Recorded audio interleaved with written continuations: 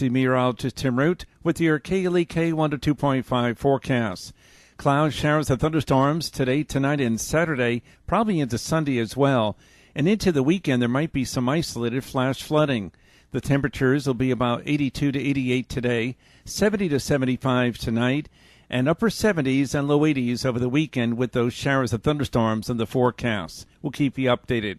Jonesboro, that's your KLEK 102.5 FM weather. From Feature Story News in London, I'm Ollie Barrett. Talks are being held in Tehran, which could determine what happens to the rebel stronghold of Idlib in Syria.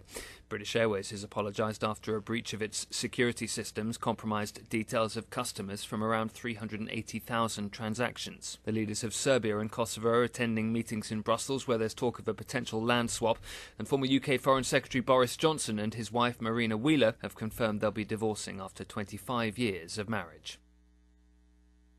It's 9:01. Community Conversations is brought to you by Arkansas Early Learning, offering no-cost childcare in Jonesboro and Northeast Arkansas. Applications at arearlylearning.org. Arkansas Early Learning is a nonprofit organization. KLEK LP Jonesboro, the voice of Arkansas Minority Advocacy Council.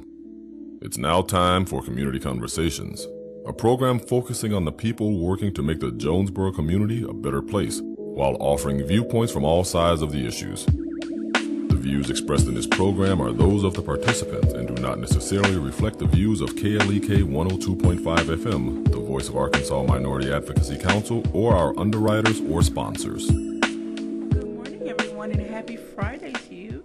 I hope that you're having a great start to your day. You're tuned in to Community Conversations on KLEK 102.5 FM. I'm your host, Kabila Jones, and my special guest today is Mr. Chintan Desai. Good morning. Good morning. So good to be here. He is the Democratic candidate for the U.S. Congress. So welcome, and I thank you so much for giving us your time today. I know you're really busy out on the campaign trail, trying to spread your message of the issues that you are. How can I say? I'm sorry, I just lost my train of thought. The issues that you're trying to push that are important to you, and that are important to the citizens, residents of Arkansas. Okay, so I'm gonna stop for a minute. Okay. If you could please just give us a brief introduction of yourself for those who may not have heard of you, who may not have had the chance to meet you. Yeah, absolutely. So my name is Chintan Desai. A little bit of the backstory: proud son of immigrants. They moved to this country in the early 1980s. They were looking for a better life for themselves and their future only child, so that would be me. My parents worked really, really hard. Right, they left professions and education in India, where they grew up. My dad was a microbiologist. My mom was a banker in India, and they came to America because they knew that this was the land of opportunity, the place where they could lead better lives. And the thing, I'll tie it back in a second, the thing that I want people to appreciate is that was not an easy decision, to leave behind their friends, their family, their loved ones, everything that they knew, to come to a country where they didn't know anybody. They didn't have any resources, and they started over. My dad flipped burgers at a local fast food restaurant. My mom, she scrubbed floors in an arts and crafts store. They both worked second jobs at a motel to make ends meet. And I want to make it clear, it was the right decision. It was a decision that led to better lives for themselves. It's certainly the decision that led to opportunity for myself, and it led to great K through 12 public school education. Right after graduating from college, I decided to enter a career of public service and moved to Helena, Arkansas to teach 5th grade social studies. I did that in 2010. I taught for 2 years, have stayed in education, stayed in that community, bought a home in Helena, and essentially made Arkansas, the Delta, my home, and it will be for the foreseeable future.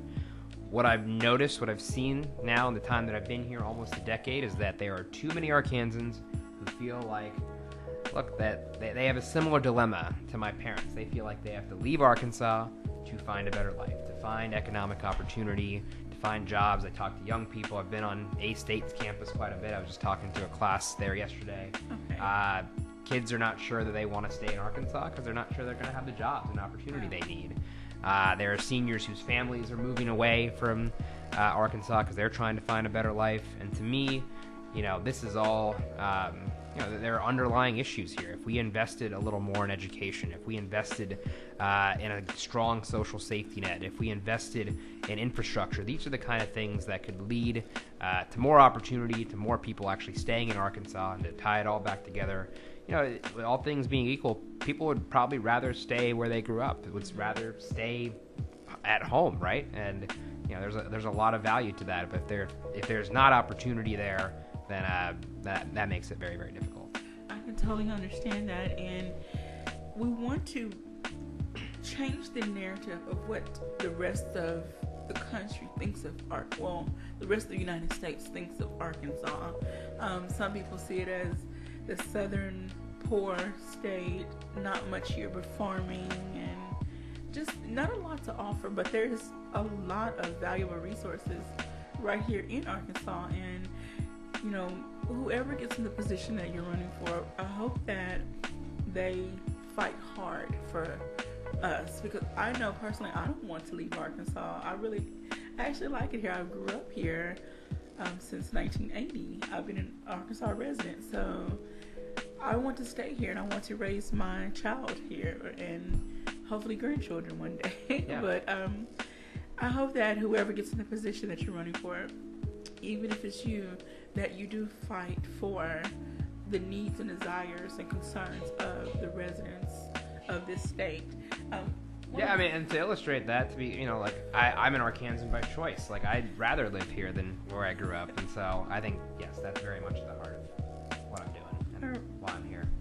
All right, so for those who may not know, we're going to go through your issues that are listed on your website. I want to say good morning to a few people that are watching. Mr. T.R. Hamilton, Miss Shanquetta Cunningham, Miss Frida Snipes Warren, Lachey Robinson, and Miss Gail Hampton says, "Hope you win. You got my vote." And Lachey says, "Good morning, Chintan." Hey, Lachey. All right, and good morning to Miss Marsha Phillips and everyone else that is out there watching. If you have any questions or comments, please feel free to drop them in the live feed, and the phone lines are open, 870-277-1080. We'll be happy to hear from you, and Mr. Chintan will be happy to address your questions and concerns on air. Unless it's something really personal, then we'll do it off air. And I want to let you all know you can go to www.desai, DESAI, forcongress.com, and you can look at all the issues that Mr. Chintan stands for and that he plans to enforce if he's elected to office. So let's just go through the list. And at the top of the list, that's been on a lot of people's minds, is health care. We know that our current president may be trying to, or is trying to, or the current administration, I should say, I apologize, the current administration is trying to make some changes. I don't know everything I should know about what's going on, what's been happening. I'm trying to educate myself, but on both sides, there are people who want to keep the current Affordable Care Act. There are people who want to change it. Help us understand and help us navigate the healthcare system. Absolutely. The direction that we need to go in is to cover, and I think anyone, and I don't know who would disagree with this, most people agree with this, we need to cover more people with higher quality healthcare at affordable rates. That's the direction that we need to go in. We can disagree about how we get there. I just see very little evidence that the current plan by congressional Republicans to repeal and replace the Affordable Care Act I have not seen a suitable replacement there. And what we know about the Affordable Care Act, aka Obamacare, as it was called when it was first introduced and is still referred to that way, is that it has covered more people. More people are covered with health insurance. They're able to go to the doctor. I've seen this time and time again because I've actually visited a lot of the communities in our district, the various 30 counties. It's especially important for rural communities where now you have people who are not going to the emergency room to get coverage, and that's a big deal. This is has a big impact in particular our rural communities, and Arkansas's first district is largely rural. You have more people who are covered. Now, my direction that I want to go in, that I think this is where the country needs to go in, This is what a lot of other countries do, is we need to get to a point where healthcare is something that is offered by the government, that is regulated by the government.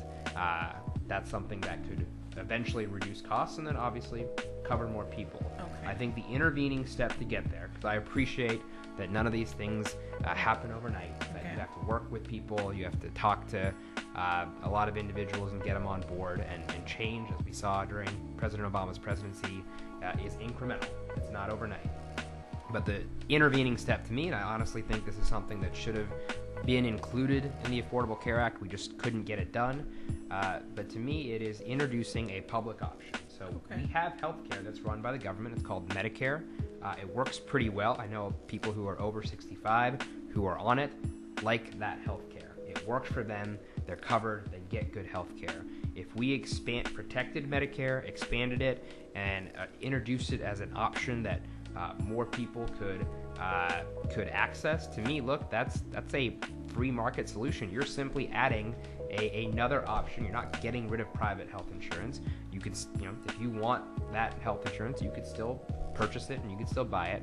But if you had an option that was Medicare-like, that was something that was offered by the government that's similar to what Medicare is now, then to me that would reduce costs and more people would be able to be covered. I think that's one of the things that we did not get done in the Affordable Care Act. We don't have it right now.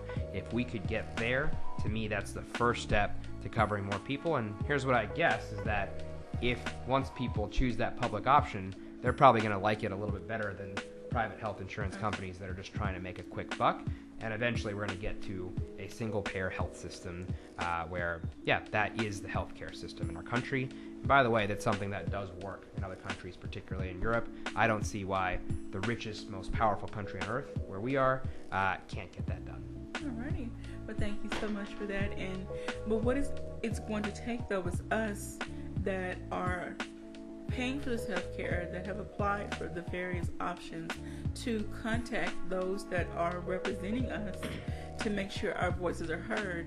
You can only do so much, but unless you know what the people need, then you can't fight for something you don't know anything about. So it's going to take us, the residents, working with those who are in those positions that represent us to get our voices heard, to express our concerns so that they can go to the table with something and hopefully walk away with it. Sure. And one thing to add to that, and look, that's like the long-term picture. That's where we eventually need to go. But as more of a right now kind of thing, it's something that should be on the minds of every single individual.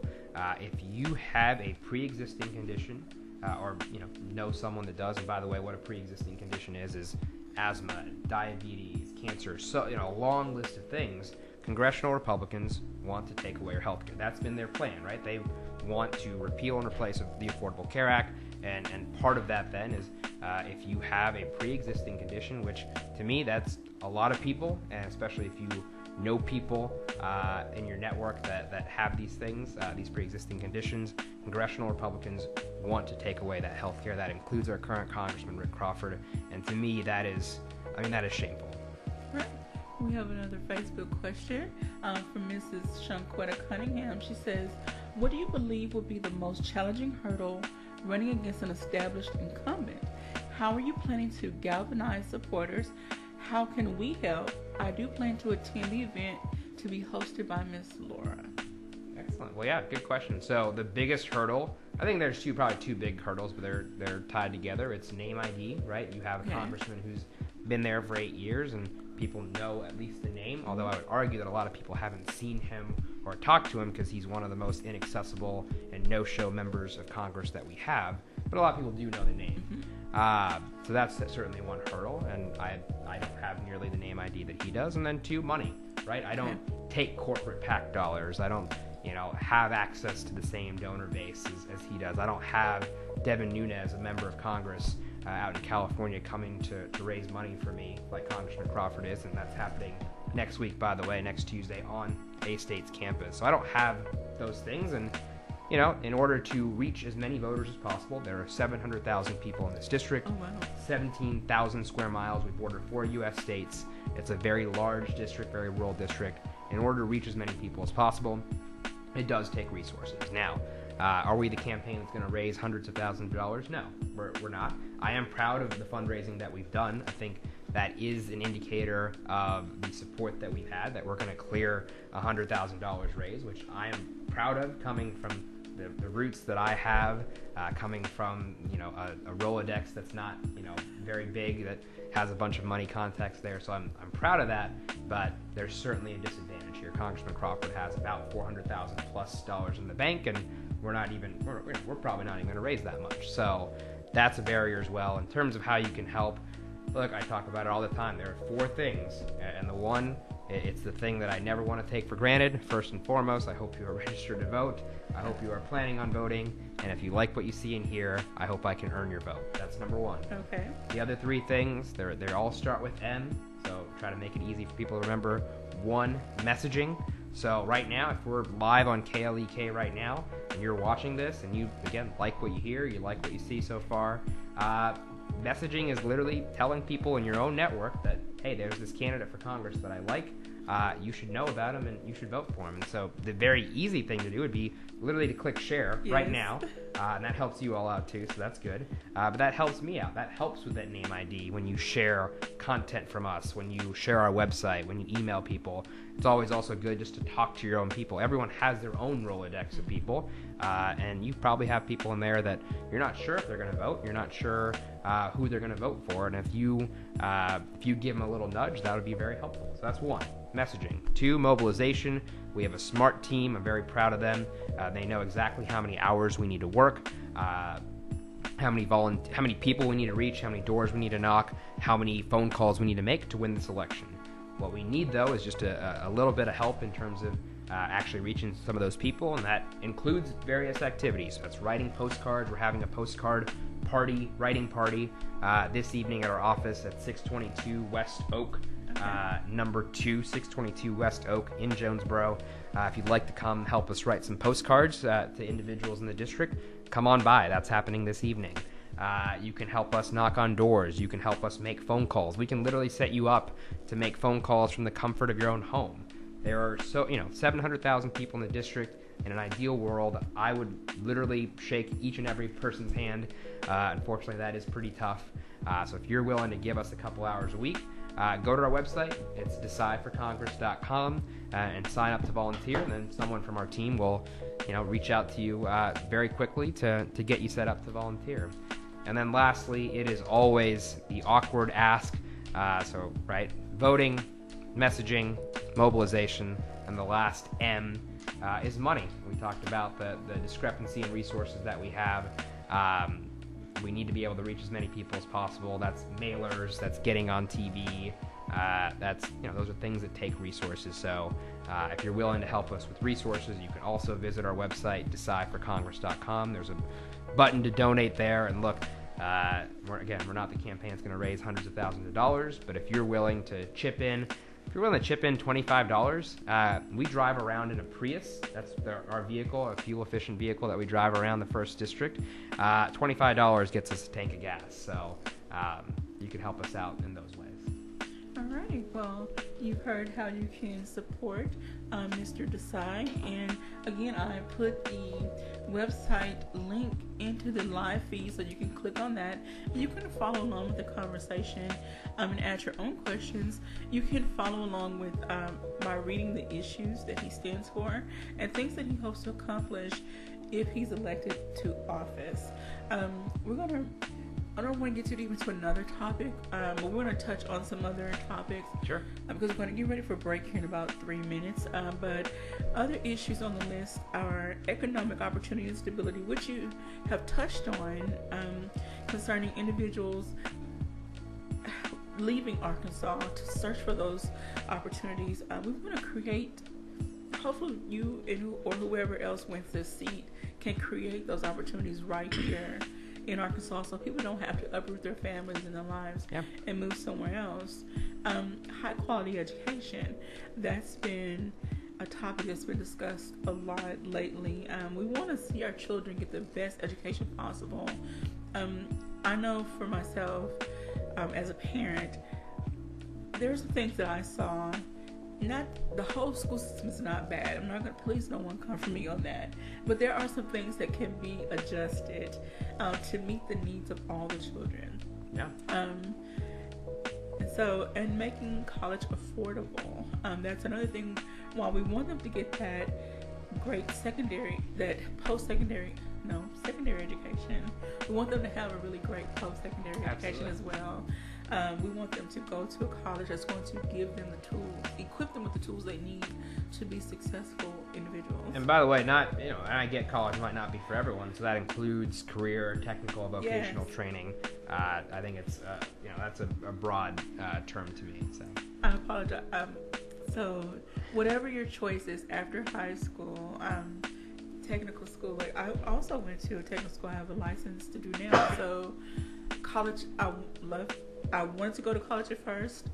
Then I decided, okay, maybe it's not for me right now, and did something else. So a lot of people out there facing those decisions. So we want them to still be able to afford whatever choice they want to make. Right. So we're going to get ready for a quick break. Sounds good. I want everyone to please get your questions and comments ready. You can also call us in the studio. We're speaking with Mr. Chintan Desai, who is running for U.S. Congress for District 1. The phone number here is 870-277-1080. Again, 277-1080. And if you would like to meet Mr. Chintan in person, you can go to their office tonight. What time tonight with the postcard? Do you mind if I quickly check? Okay. That would be. I'll do that real quick here. I try to have my calendar memorized. The event starts at 5:30. At 5:30, you can help write postcards and get to meet Mr. Chintan and have a one-on-one discussion with him about his issues. Again, you tune into Community Conversations on KLEK 102.5 FM. We're going to take a quick break and we'll be right back after these announcements.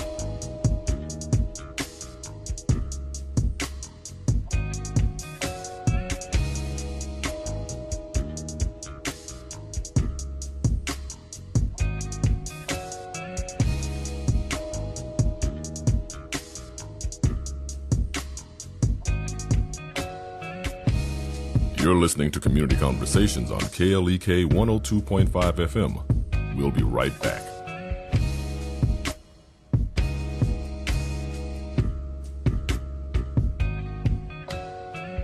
Wives, do you know how to adore your husband? I'm Mark Merrill with today's Family Minute. I can tell you firsthand that there are two things husbands really want: respect and adoration. So, if you want to love your husband well, then adore him well. Here are some ways to help you get started. First, adore him as he is. Don't wait until he's nicer, more patient, or making more money. It's important to lay a foundation and adore him right now for who he is. Second, adore him for what he accomplishes. Be specific in how you adore him, whether it's the way he treats you like a lady, the way he taught your daughter to ride a bike, or the way he fixed the plumbing on his own. Adore your husband, and remember, your family first. For more resources on today's topic, go to markmerrill.com. Family Minute is made possible by the Kappa Nu Omega chapter of Alpha Kappa Alpha Sorority Incorporated, a non-profit organization committed to service to all mankind. Kappa Nu Omega Alpha Kappa Alpha on Facebook and KNOMEGA1908.com. Family Minute is brought to you by the Gears Foundation, a non-profit organization providing students with assistance in their academic and career pursuits. Gears Foundation on Facebook, Gears_Inc. on Instagram, and the Gears Foundation at gmail.com. Meineke of Jonesboro is now Stark's Auto Service, a full-service auto repair and vehicle maintenance center offering engine and transmission repair, brake service, tires, oil changes, and more, performed by ASE certified mechanics. Stark's Auto Service, 2813 South Caraway Road in Jonesboro, 870-204-7112. Stark's Auto Service, Jonesboro.com. KLEK thanks CJ Pepper and the staff of Life Strategies Counseling Incorporated for helping people through hard times in life such as depression, family issues, stress, abuse, and more. They offer counseling and therapy for all ages, individuals, families, and groups. They are located at 1217 Stone Street. Phone number 1-866-972-1268 or online at lscihelp.com. The McDaniel Law Firm, 400 South Main Street in Jonesboro, is a firm believer in justice and equality for the minority community. The McDaniel Law Firm has fought for our rights for over 44 years. The McDaniel Law Firm offers legal help for wrongful death as well as trucking and automobile accidents. Bobby and Brett McDaniel are available for a free consultation at 870-336-4747 or at www.mcdaniellawyers.com. The key to making this station even better could be parked in your driveway right now. Donate your old car to us, you'll get a tax deduction, and we'll tow it away for free. Go to klekfm.org for more information. Support for KLEK is brought to you by Fullness of Joy Ministries, 2120 Thorn Street, Jonesboro, under the direction of Bishop Adrian Rogers and co-pastor Susan Rogers. www.fjministries.org. And now back to Community Conversations on KLEK 102.5 FM. All right, welcome back to Community Conversations on KLEK 102.5 FM. We're speaking with Mr. Chintan Desai, who is running for Arkansas Congress, District 1. I'm sorry, I'm going to get this right. I'm sorry. You're good. Okay, let's start over. So we're going to get back into our conversation, and Mr. Chintan is going to share with us what the conversation has been like on the campaign trail. He's been making his rounds throughout the district, and so let's just go through some of the various cities and the people you've met in the different industries. What has been the feedback? What is on the top of their list? Yeah, so I mean, a few things that I first would start with just specific issues, and they're listed on our website. I think we have done a good job of capturing the concerns, the specific issues that people are having. I think top of that list, healthcare. We're a strong agricultural district. There are a lot of farmers who are concerned about our president's trade war and what that means in terms of prices of our crops. There are obviously people who are concerned about quality of education. They're concerned about investments in infrastructure. I've traveled all throughout this district, and there are a bunch of roads and bridges and energy systems that need a ton of repair. So, these are the general issues that people are talking about, that they're concerned with, and we're obviously responding to those things. I think what I would add to that is that that people are concerned with these issues, and on top of that, they are sick and tired of a no-show congressman. And to give it a little, I said that a few minutes ago, but to really illustrate that, we have a congressman who has done a few things. He has held one town hall in the 8 years that he's been in office. He has shut down his social media page. He has one constituent services office in the Delta, right? He has the entire Delta region of his district. He has the entire Delta region in his district. And he has one constituent office in the Delta. It's in Dumas, and it has cobwebs in the doors. He is one of the most inaccessible members of Congress, and that is a big deal. We can disagree about policy and the direction of our country and what we need to do to make our country better and to make the 1st District better. We can disagree about those things. We can have respectful disagreements about those things. But when you're not actually meeting people where they are, when you're not actually listening to them, when you don't actually know what some of these concerns are or appear to not care, that's a big deal. And so that's what we hear time and time again is, we've never met the guy. We never met Rick Crawford. We don't know who he is. We don't know that he actually cares about the issues that we care about. And to me, that's one of the basic responsibilities of being a congressman. The other thing, real quick, to add to that, as far as just issues that people are concerned about and what they're talking to us about, we also have some unprecedented corruption in the administration of our country right now. We talk about scandal after scandal. The president has done pretty much the opposite of draining the swamp, I would argue. And that's a big deal because, look, going back to Congressman Crawford, we have a congressman who hasn't held him accountable, and that's part of your job. If you're talking about who you're accountable to, who you're responsible to, it's the people who voted you in. It's not the president. It's not the person that's the leader of your political party. And look, time and time again, Rick Crawford has refused to hold the president accountable, whether it's on, the scandal with regards to corruption in his administration, with regards to Russia. Time and time again, we're essentially seeing a congressman who is our president's water boy, and that's unfortunate. All right, so in order to get the person in that you would like to see in this position, of course, we cannot tell you who to vote for.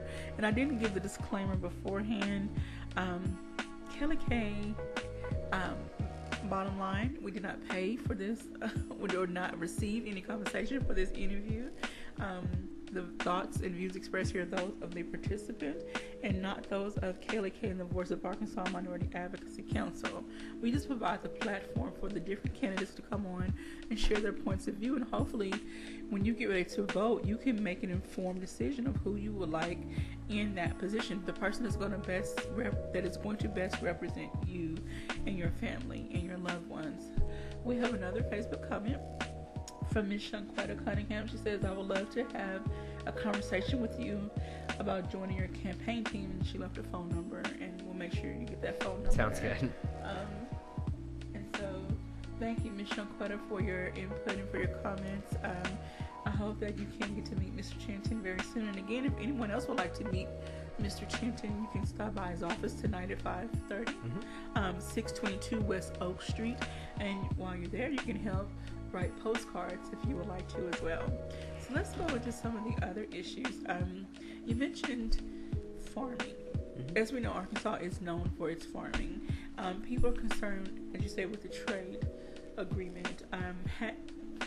Is there an agreement set in stone at this moment, or what? How does it affect Arkansas farmers? Yeah, so I'll explain it a little bit. Basically, what's happening is we have a president who has decided to pick a fight. He has decided to launch a trade war. We are very much in the middle of a trade war with China, and then also some of our allies, with the European Union, with our neighbors, Canada and Mexico.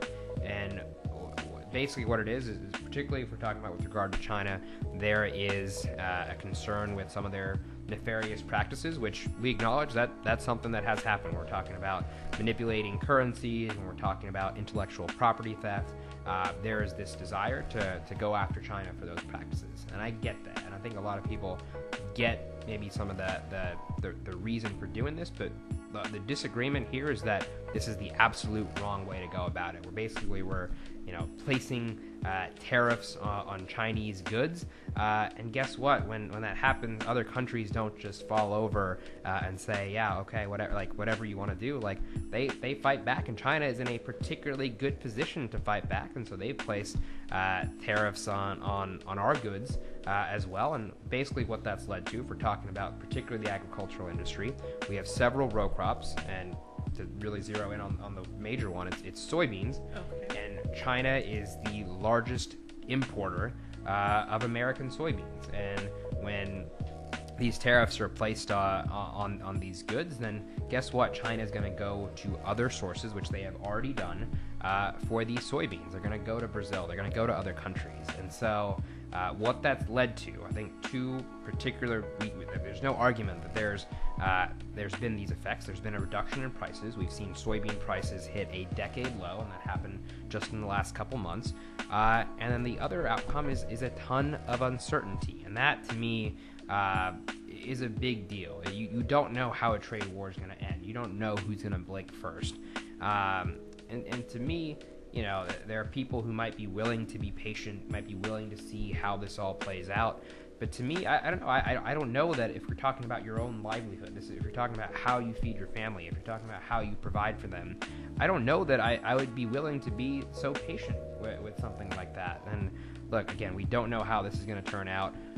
We've got harvest coming up, and who knows how this is going to end and what it'll lead to in terms of prices. But what we've seen so far is that China, and then look, it's not just China. If we're going to place tariffs on Canada, on the EU and Mexico, they're going to place tariffs right back on us. And what farmers want, what any person, to me, and I think this is, if anything, this is a more Republican issue, a conservative issue, is people want free trade. They want free markets. If you're going to work hard to produce a good, whether it's soybeans or whatever it is, you want to have markets that are open and free and fair so that you can actually sell those products at prices that make sense. And right now, the president, what he's essentially doing is picking winners and losers here, and our Congressman Crawford has been one of the biggest full-throated supporters of this practice, which is to me is unfathomable. All right, thank you for that. We have a few more comments. Good morning to Miss Kara Maxwell, Miss Bernard Klobbs, and James Nick Jackson says, keep grinding and keep up the good work, Chintan. Mr. Cobb says, good morning, Q and Mr. Desai. What you said, it's more about the issue and the people, not the party. Great statement. All right, well, thank you all for tuning in and watching and sharing your feedback. So, say this trade war continues to go at the pace that it's going, and again, I don't know all that I should know about it, but tell us what the long-term effect it will have on Arkansas farmers and residents and their families. Yeah, I mean, so again, I think I go back to there's a ton of uncertainty. I am not a prognosticator. I don't know how it's going to end, but the scary part is neither does the president, neither do farmers. And so that, I think, is the big issue, is there is a ton of uncertainty. We don't know how it's going to end. We do know some of the immediate effects, which has been a reduction in prices. We have seen the Arkansas Farm Bureau president worried about farmers being able to make a profit. And you know, in a place like the 1st District of Arkansas, we know that when farmers are not doing well or if they're hurting, that affects our entire economy. That's one of the biggest parts of our economy. And so, yeah, there's a ton of uncertainty. There have not been strong, immediate results from it. And, you know, what's scary is that this is all at the whim of a president who, in my opinion, I think in the opinion of a lot of individuals, is pretty unstable and doesn't actually know what he's doing. So, yeah, that's how I feel about that. All right, so I just want to encourage everyone, if you're not on top of the issues that our state is facing, please do your research, and also research the various candidates who are running for these different positions so that you can make the best choice possible when it comes time to vote for the person that is going to represent us. All right, so let's get into education. We touched on it a little bit, but not quite. This goes back to, okay, people are starting to just say, let's go back to the farmers. If they lose their jobs, the people that work for them, they're going to have to find something else to do. Well, if they don't have another trade or don't have the money to get education for something else, okay, it just creates this problem, this snowball effect. Sure. So let's go back. How can we help individuals get what they need to better their lives, and again, to keep them residents of Arkansas? Yeah, so I think of it from a long-term perspective, right? Obviously, when you think about people who are just entering the workforce and making sure they have their opportunities in terms of skills, in terms of opportunities here in Arkansas. But let me paint a little bit of a picture. In order to get there, first, you need to start at the very beginning. And to me, that starts with early childhood education. That starts with affordable daycare. If you can get a kid started a little bit early in terms of their education, I know firsthand, working in the school district that I've been in, when those kids are coming into us in kindergarten, a lot of them are already behind. And that's a big deal. You're already behind in kindergarten, and you're already facing some of the issues that you're facing, whether it's inequitable school funding, whether it's, and we can...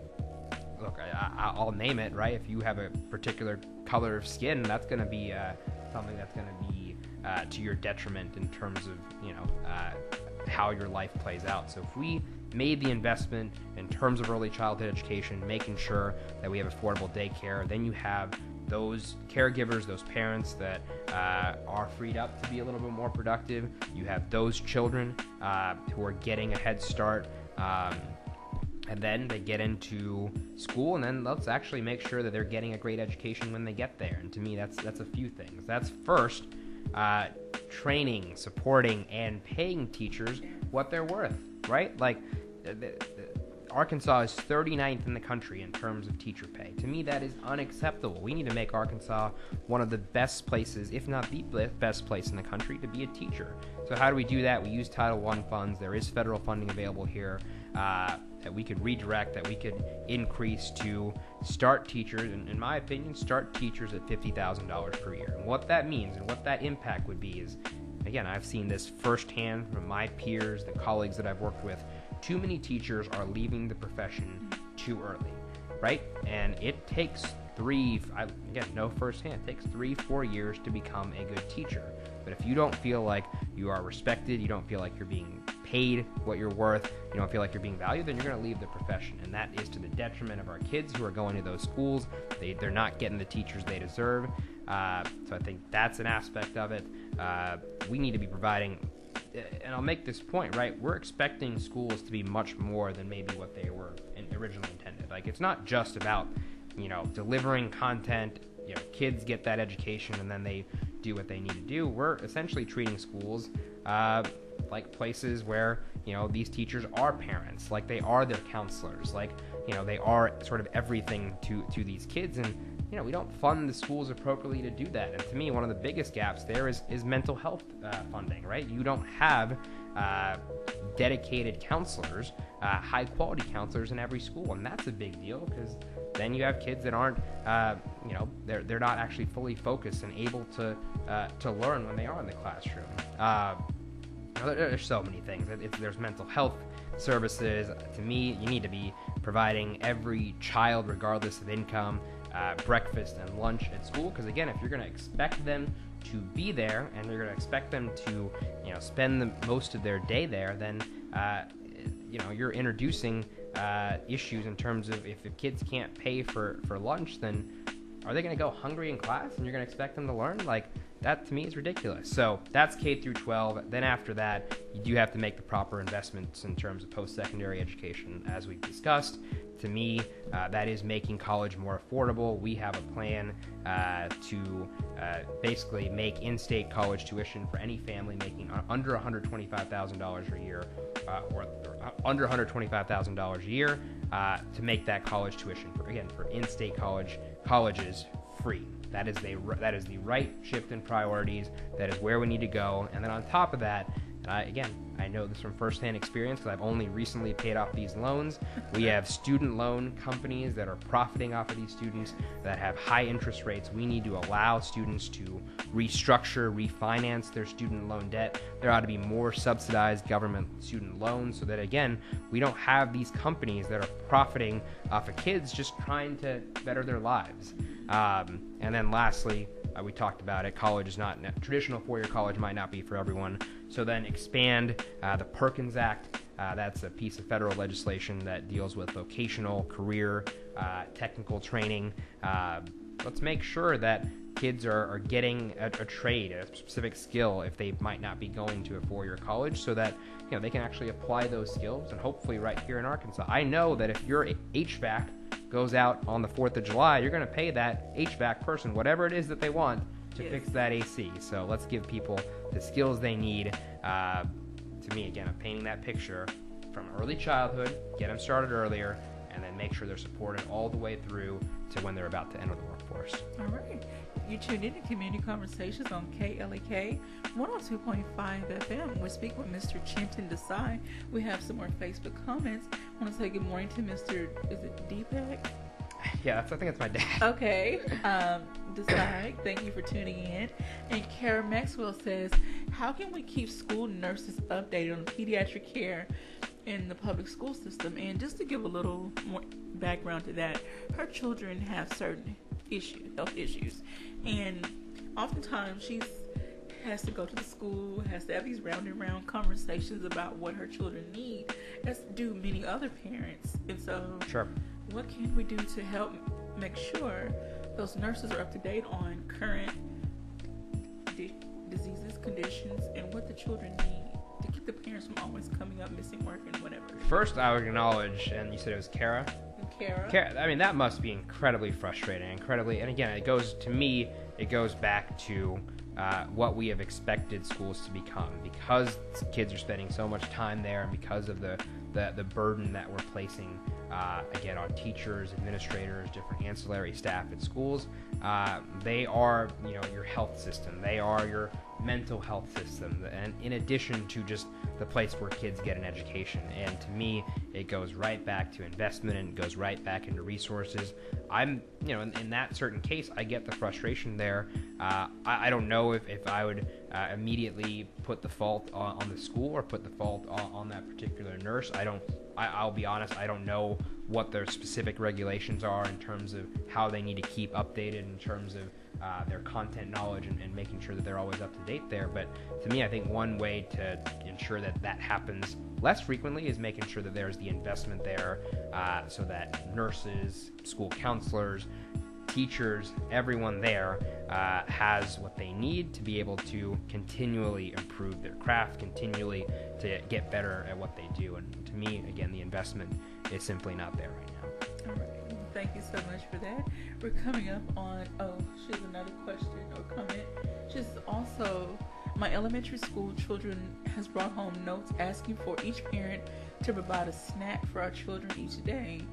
Again, goes back to, if the government would provide the resources the school needs, it would take a little burden off the parents to provide those things for those children that schools should be able to provide.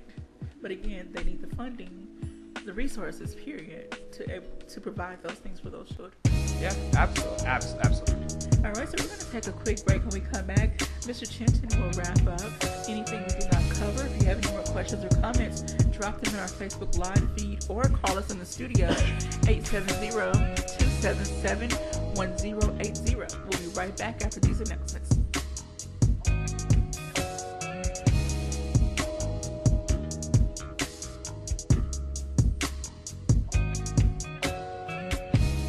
You're listening to Community Conversations on KLEK 102.5 FM. We'll be right back.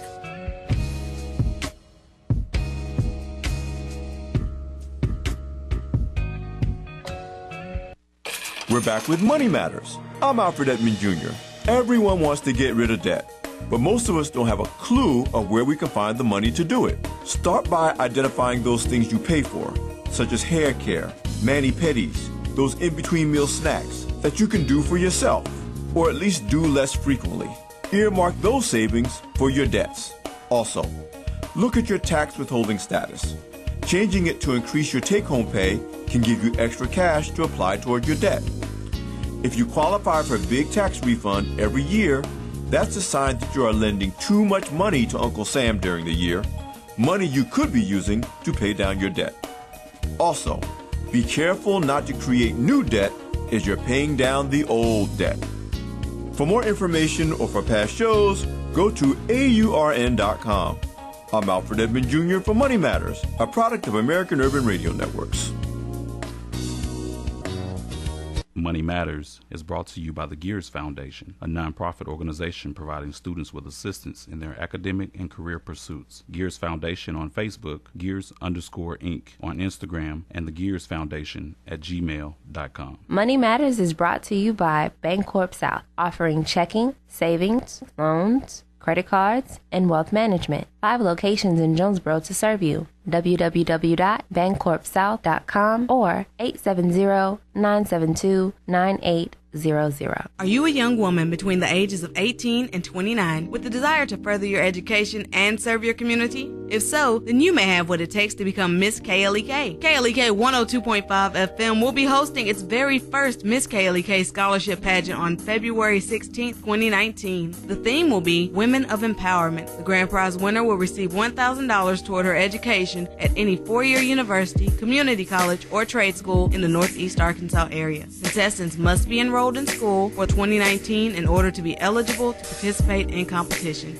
If you think you have what it takes to be Miss KLEK, then fill out the registration form online at klekfm.org or stop by 1411 Franklin Street here in Jonesboro to pick up an application. A non-refundable $25 application fee must be returned with the application no later than September 21st, 2018. For more information about the Miss KLEK Scholarship Pageant, visit klekfm.org or the official Miss KLEK Scholarship Pageant page by searching at Miss KLEK on Facebook. If you are a woman ready to empower and impact the community you live in, sign up to become the first ever Miss KLEK.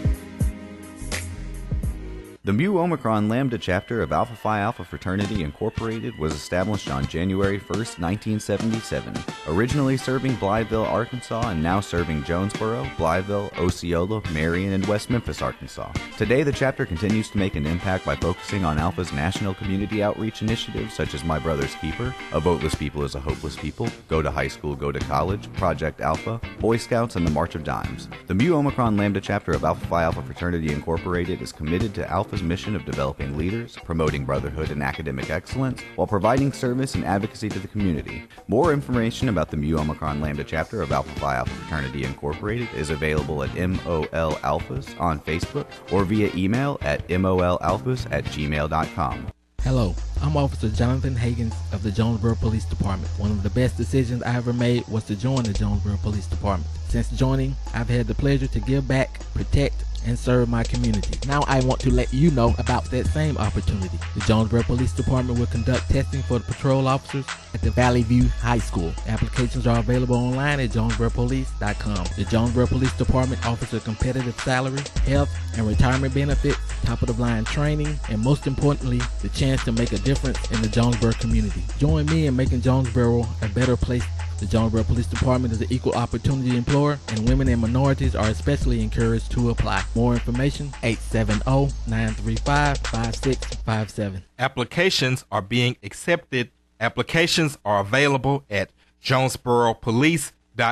Do you like the music you hear on KLEK 102.5 FM? Do you like the educational programming that we provide? Do you like the service we provide to the community? Do you like having a station to finally call your own that represents you? If so, please stop by or call any of our underwriters or sponsors that you hear on KLEK and tell them thank you for their support. The support of our underwriters and sponsors is vital for us to stay on the air. So be sure to let them know that you thank them for their support.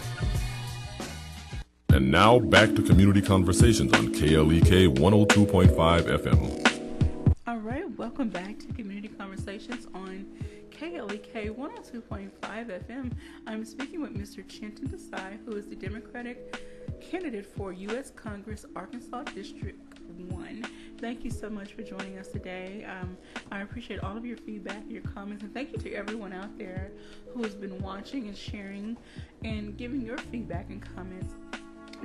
Sharing your questions. In this last segment, I'm going to let Mr. Chintan just wrap up any issues that we did not get to cover and just give some feedback on other things that the individuals he has met has had to say, and also to let you all know of some upcoming events that you can meet him at. So go ahead, Mr. Chintan. I'll start with just the events part and get some of that stuff across. We've got the postcard party this evening. At the very least, if you'd like to come and meet me, I think there's tremendous value in actually meeting the candidate, talking to them, making sure that they are aligned to what you believe in and your values and your priorities, and I get that that's important. After that, if you like what you see and what you hear, and you want to stick around and write some postcards for us, then that would be great. So we've got that coming up. I know that we'll be in Jonesboro quite a bit over the next 2 months. We'll be at the NEA District Fair. We'll be at the Barbecue Fest. Just generally, I'm going to be around. And so if you ever see me, I've got my Prius. It's got the magnets, the car magnets. It's got the signs on them, the logo. And so come up and say hello. I'm going to do my best to find you and to reach out to you and meet you where you are. But if you also just see me out and about, obviously I'm trying to meet as many people as possible, and I get the importance of just having those face-to-face interactions, especially in light of the fact that we have a congressman that doesn't do that. So please, that's an open invitation to both come to our events, and then just if you see me, because I'll be in Jonesboro so much, just come and say hello.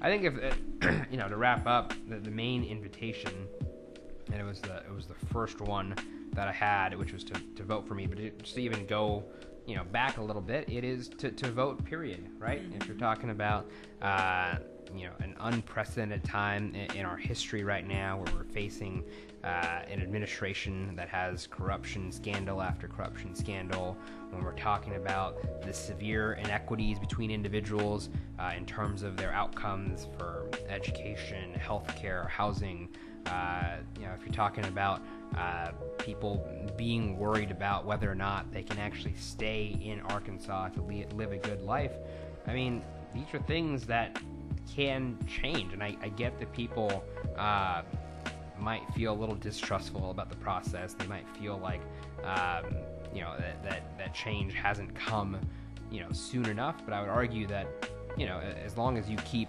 working at it, as long as you keep pushing, then that change will come. If we're talking about the civil rights movement, if we're talking about the women's right to vote in the earlier part of the 20th century, all of those movements were very much intertwined with people being active, with people voting, and that those are the kind of things that led to those results. And so if you are dissatisfied with the direction of our country is going, or if you're satisfied, that's fine too.